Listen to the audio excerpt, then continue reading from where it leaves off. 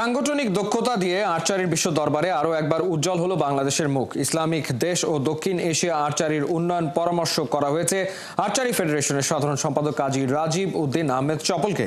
World আর্চারির সাধারণ সম্পাদক Tom ডিলেন শুক্রবার সকালে এক ইমেইল বার্তায় এই দায়িত্বের বিষয়টি নিশ্চিত করেছেন। জাতীয় ক্রীড়া পুরস্কারপ্রাপ্ত সংগঠক কাজী রাজীব উদ্দিন আহমেদ চপল দীর্ঘদিন ধরে আর্চারি নিয়ে কাজ করছেন। ইসলামিক দেশ ও দক্ষিণ এশিয়ার উন্নয়ন পরামর্শক হওয়ার আগে থেকেই বিশ্ব আর্চারিতে যুক্ত আছেন তিনি। গেল বছর দ্বিতীয়বারের মতো বিশ্ব আর্চারির ইলেকটোরাল বোর্ড মেম্বার মনোনীত হয়েছেন। বর্তমানে এশিয়ান আর্চারি ফেডারেশনের নির্বাচিত ফার্স্ট ভাইস প্রেসিডেন্টও চপল। বাংলাদেশে আর্চারির জনক এবং এই খেলাটায় সব অর্জনের পেছনের কারিগর তিনি। তীর ধনুকের খেলা থেকে গেল 2 আসরে সরাসরি অলিম্পিকে খেলার যোগ্যতা অর্জন করে বাংলাদেশ।